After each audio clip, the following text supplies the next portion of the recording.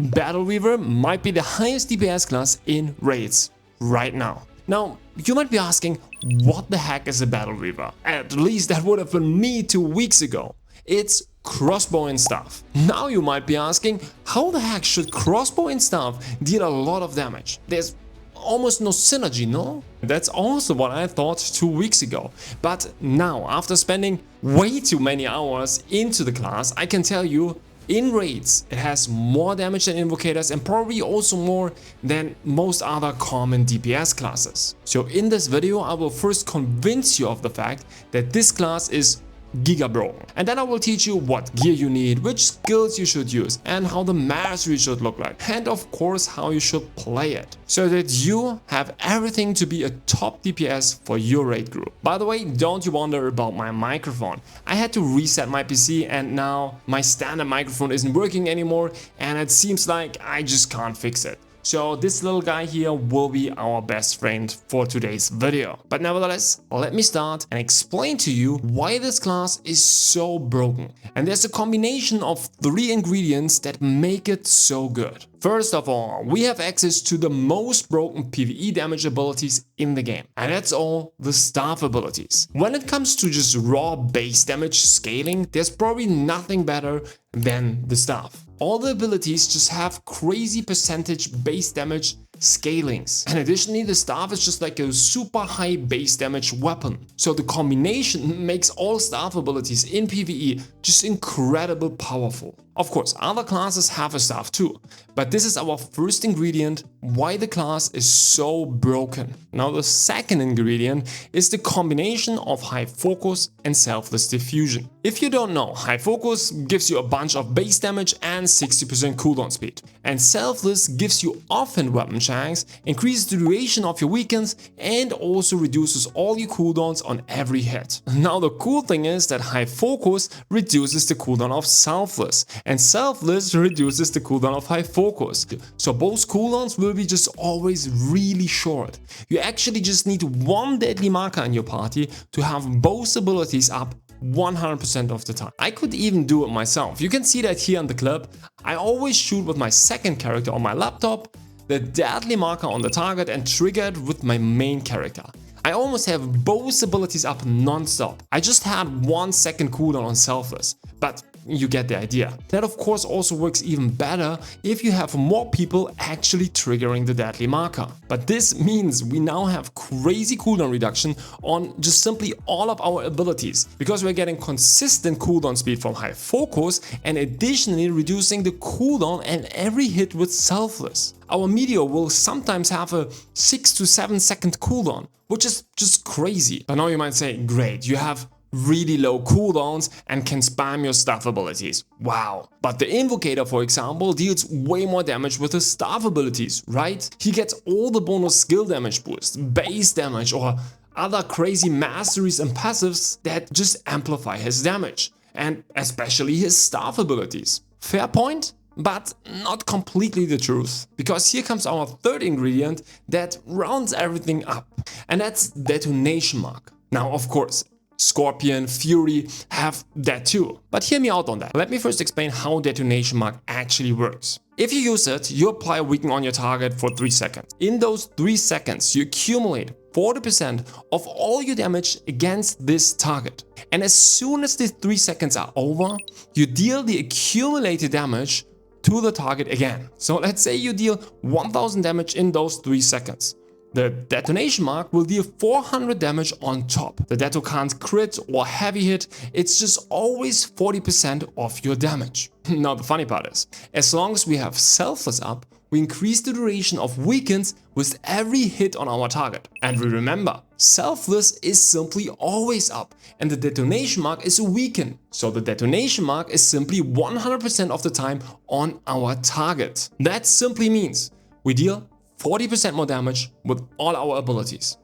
Because every time we deal damage to our target, 40% of the damage will be accumulated by the deto and dealt again. That's already kinda good, right? But now it gets even better, because detonation mark can be stacked 2 times. So there are 2 ways on how you can get 2 detonation marks on your target. First of all, you just simply proc your offhand weapon chance, which will immediately apply 2 times on your target. So you use it, you proc your offhand weapon chance, and you have 2 stacks on your target. But even if this is not happening, if you just have 1 on the target and your cooldown comes back up, which of course goes really fast because of all your cooldown reduction, you apply a second one. From that point onwards, you will just always have 2 marks up, because every time you apply a new one, the old one will explode and deal the accumulated damage instantly. And 2 new ones will be stacked again. And it does not matter if the offhand weapon chance procs or not. As soon as you once get 2 stacks, you simply always have 2 on the target, as long as the timer doesn't run out. But to be honest, even if the timer runs out, you have them directly stacked again. Now that means we don't just accumulate 40% of our damage, but 80%. So every time you use a meteor or any ability in your kit, 80% of the damage will be accumulated and dealt again. Now just think about that. You deal with a meteor 100, 200 or 300k damage, and then you just add 80% of those damage on top every time. Now what does that all mean? We are a class that literally has 0 cooldowns, increases all of our damage by 80% and has access to the most broken PvE abilities from the staff. And the funny part, there's literally 0 skill involved in playing this class. You just spam all your abilities non-stop and you're good to go. It's crazy how good this class is right now. Of course, it has also downsides like the crazy mana cost, and you don't have the nice self heals from the Invocators. But from a raw damage point of view, the scaling of this class is completely broken right now. This class of course only shines if you have one deadly marker in your party that actually knows how to press its button, so that you have 100% uptime on your selfless and high focus all the time. But even if you don't have that, you can also have some decent dummy times. I had with my non-traded heroic staff and my non-fully optimized build for dummies 1 minute 15 dummy time, which is decent, but you can for sure push that to below 1 minute. But yeah, if you know me, then you know that I hate dummy times, because they are 90% of the time completely misleading and are not telling you what is a good class in raids and what's not. Now hopefully I caught you with the class. Then let's talk now about the build itself, so skills, gear and masteries. This is of course not fully fleshed out and will be updated the more I test it. But let me give you already my current thoughts on the different topics. Alright, so let's start first with the gear. First of all, you can see that I have here multiple builds. There are builds like for all types of heroic items. This one is for example with the cloak, then we have one with the pants, with the gloves and so on. There are even some bis builds, which you can't see right now because they are cut out here in the video. But as so often, there are just a lot of different possible build options. But let's take here my favorite build from the class and let's just talk about the different decisions I've made here. Okay, so the first question we have to ask ourselves, do we play with the heroic staff or with the heroic crossbow? And here is just one correct answer, and that's the heroic staff. It's simply because most of our damage will come from our staff abilities. The crossbow is just amplifying the damage of our staff. It's similar to the invocator, the wand just amplifying the damage of our staff, and here it's the crossbow who's amplifying our staff. And since we are increasing with the heroic staff our base damage of that weapon, it's really important that we always take the staff here.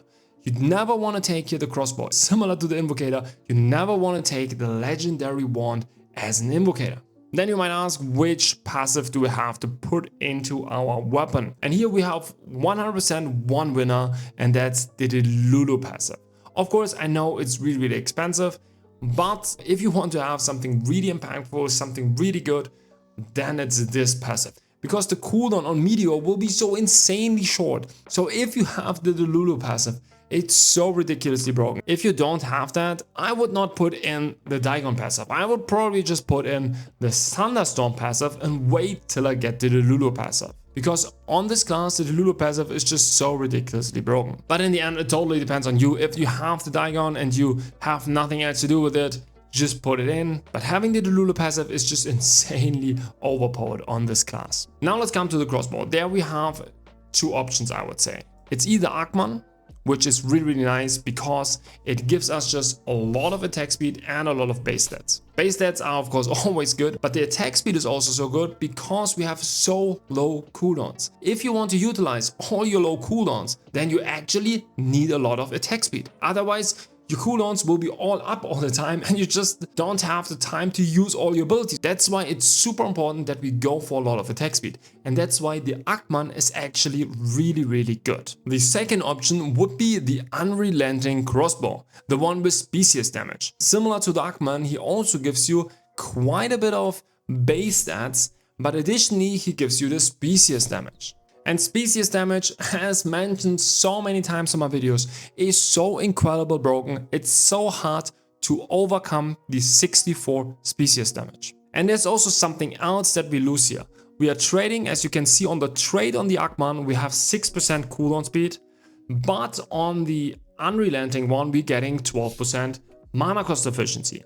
And let me tell you something, this class is also mana hungry. Since we have crazy cooldown speed and we will also build for crazy attack speed, we will spam a lot of abilities, which will drain our mana crazy much. So right now in my build, I'm trying out to play with both of these weapons, and since my build is currently not fully fledged out, it's hard for me to keep up with the mana. But only if I play with the Akman. But as soon as I put on the unrelenting one, it's actually fine because we have less attack speed and we get the additional mana cost efficiency. Of course, we have to see how it actually feels in the late game. But as long as you don't have like a lot of mana cost efficiency and your build is completely optimized with a lot of mana rigging, I think the unrelenting one might be even better. But in the late game, just getting the additional attack speed, getting the additional cooldown speed, getting the bonus effect might overcome the species damage one. But even then, it's still close because species damage is just so incredible broken. Now you might be wondering, why not Queen Balandir? And yes, it might be better against dummies.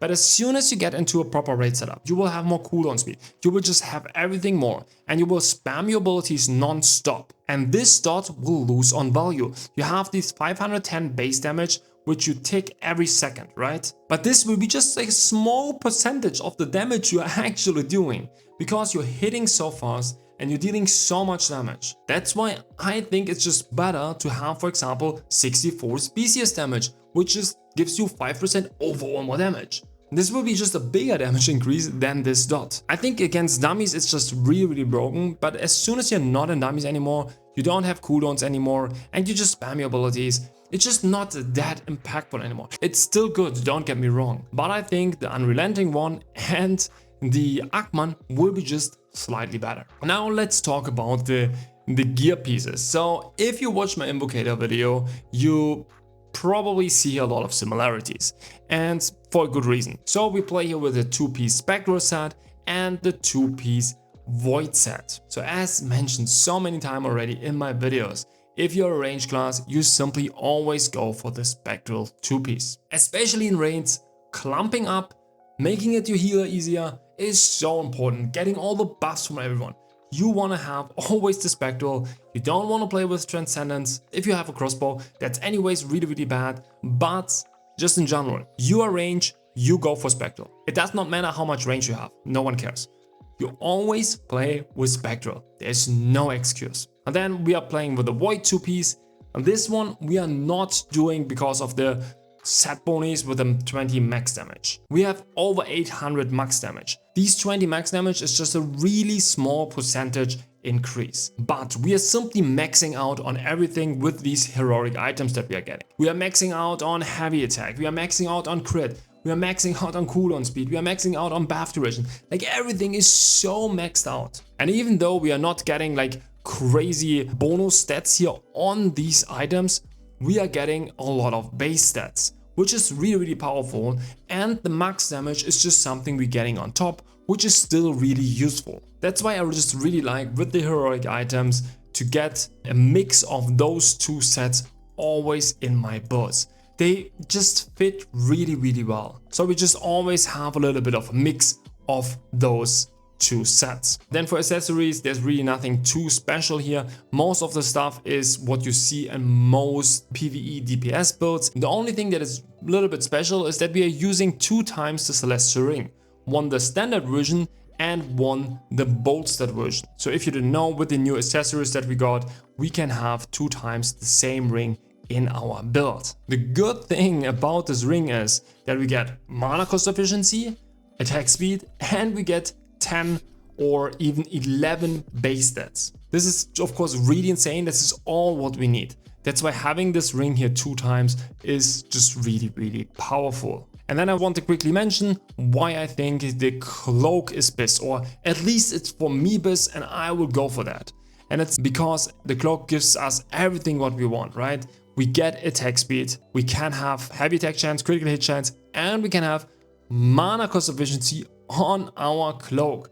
This is so powerful. The cloak is just really fitting into our build, because you will see mana will be a big thing with this class. I also thought about a build going for max attack speed. It's not max attack speed, but focusing more on attack speed and going even with the pants, because you can have here the attack speed trait on it. And it's a decent build. We get around 93% attack speed, which is really good. But at the same time, just investing too much into attack speed and not having the mana cost efficiency and the mana rec to support it is, I think, just not really good. Maybe I will try it out in the future, but for now I will go for this build because I simply think it's just more balanced. But as mentioned, all the other builds here are also totally fine and totally viable. So if you have one of those items already traded, just go for that, not a big deal. Then of course for resonance effect, we always go mana ring on simply every item. We want to have as much mana ring as possible. Okay, let's just go quickly once more through the stats here. So you can see with the full build, we would have 1.9k mana ring, which is super crazy insane.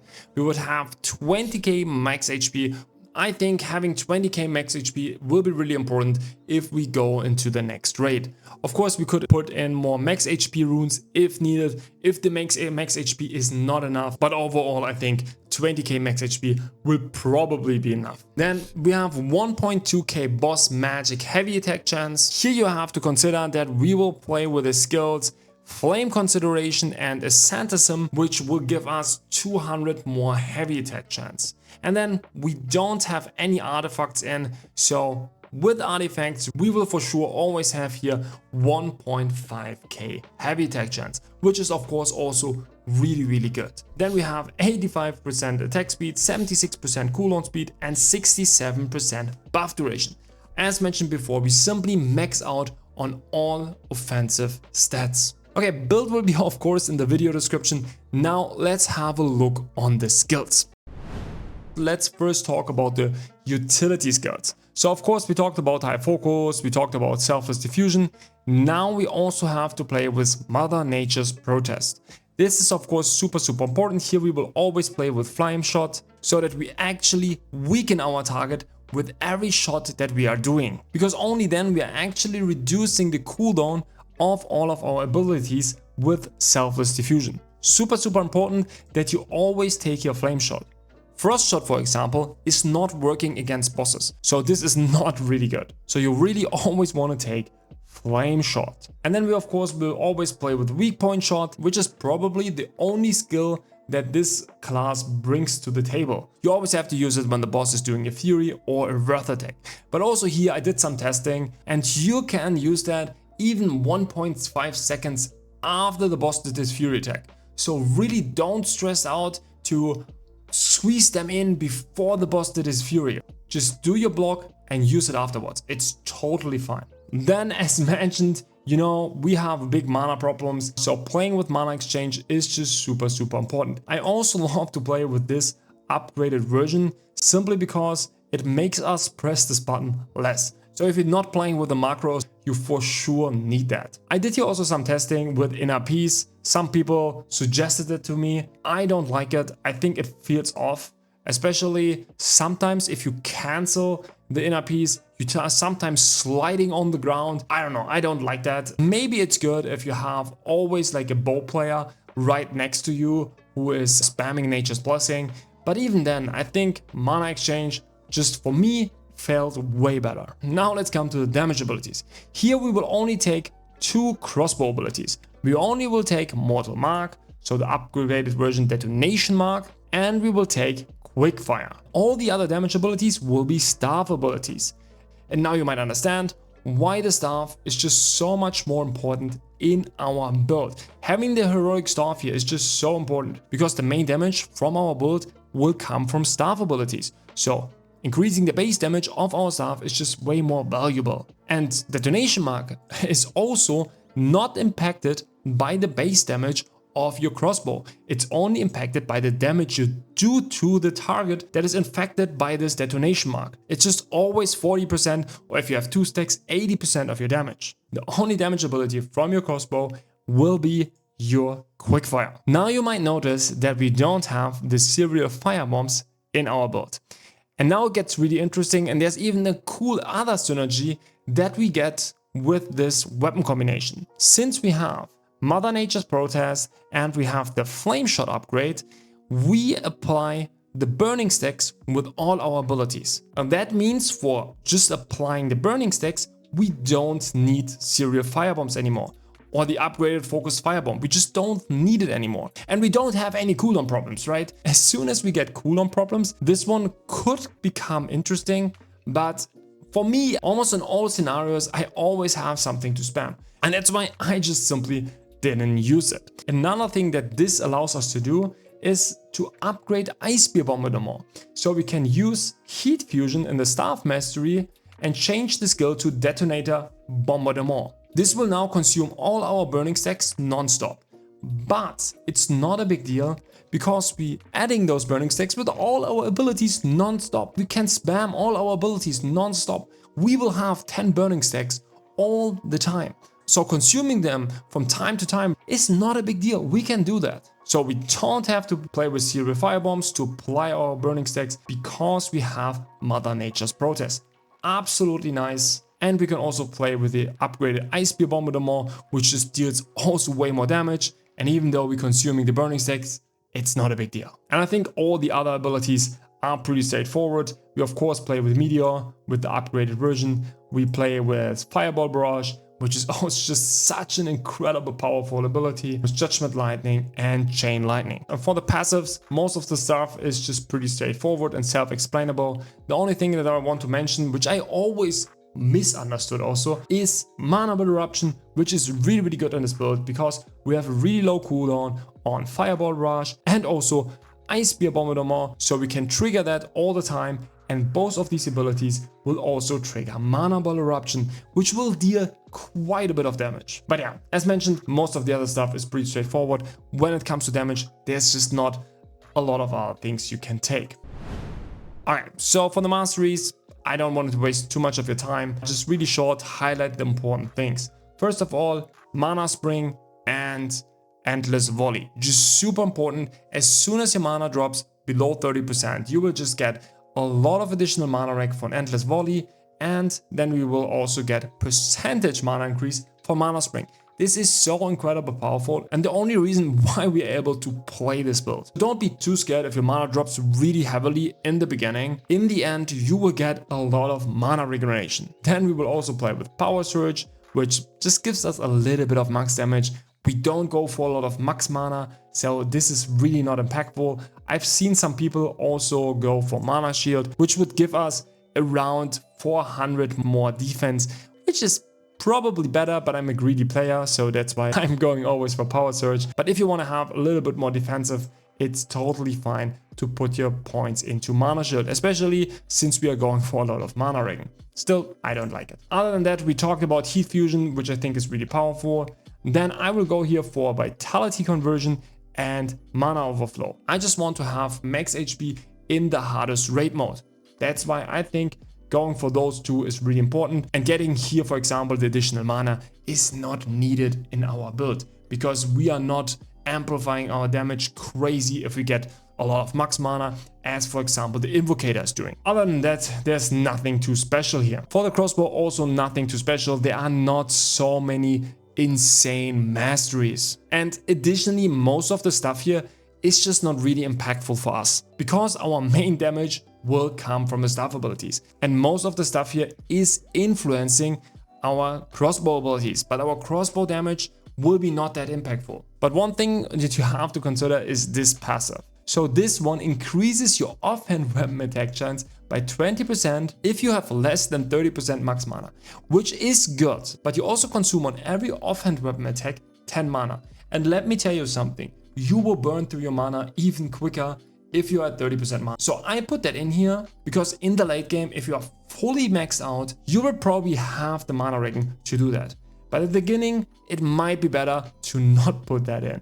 But you have to test it out and see if it works for you or not. But that's actually all you have to know here about the Masteries. No real special interactions or whatsoever.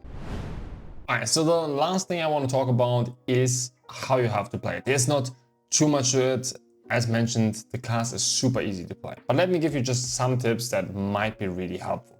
Okay, so the first thing you want to do is you want to stay 5 to 10 meters away from the boss so that you proc your spectral tool piece, but additionally you're also using the ultimate ability from the crossbow, which I forgot to talk about in the Masteries. This one just giving you a 20% more offhand weapon chance if you're in a 10-meter radius of the boss. So spectral 5 meters away and the crossbow mastery maximum of 10 meters. So you want to stay away 5 to 10 meters of the boss. Here down on the bottom you can see how far you're actually away from your target. Then how do you start your rotation? You always start your rotation first with high focus and then you go into selfless diffusion because you want to get the cooldown speed from high focus before you use selfless diffusion, so that the high focus cooldown speed is actually influencing the selfless diffusion cooldown. Now I would always start with meteor and then go into detonation, because the problem is, depending on how much attack speed you have, this meteor will take a little bit of time to cast, right? And you will lose already valuable seconds on your detonation mark. Yes, you can have it up 100% of the time, but if your attack speed is too low and you can't stack it fast enough anymore, it's always safer to use first the meteor and then go into detonation mark. It's always better. After you did those two abilities, you more or less just spam your abilities. There's just one important thing that you always have to consider, and this is you never want to use Fireball Barrage right after heat fusion, because what will happen if we build all of our fire stacks and we use detonator bombardment that will consume all our fire stacks, and if we then use Fireball Barrage, then we don't get the additional damage, because Fireball Barrage deals more damage the more fire stacks it has. So we always want to have 10 fire stacks when we use Fireball Barrage. So you don't really have to look on the fire stacks all the time. Just try not to use it right after another, right? So if you just use detonation bombardment, maybe don't press your Fireball Barrage. That's also about it. The last thing that you need to know is that you always want to have the crossbow as your main weapon, simply because all of your auto attacks also apply the Mother Nature's protest. And since the crossbow has a crazy attack speed, you apply them really fast, which also triggers your selfless diffusion again. So this is of course really good. Like in most cases, you won't do a lot of auto attacks because you will just spam a lot of abilities, but nevertheless, it's still really, really good. But yeah, other than that, there's not a lot to say. You just spam your abilities, you just go for your combo, start with meteor, and then you're just spamming abilities, right? It's really not that more. It's just spamming abilities. But yeah, hopefully this was helpful and was really interesting for you. There will be for sure some small details that I will also learn in the next weeks when I play this class more and more. But I think this will give you already like a good starting point so that you can jump directly into it, test it a little bit out, and just get a feeling for yourself. I just hope I see a lot more Battle Weavers now on the raids. It's super fun to play. The damage is dope. I just love to play it. So thanks everyone for tuning in. If you like the content, don't forget to like and subscribe. Thanks for watching and see ya in the next one.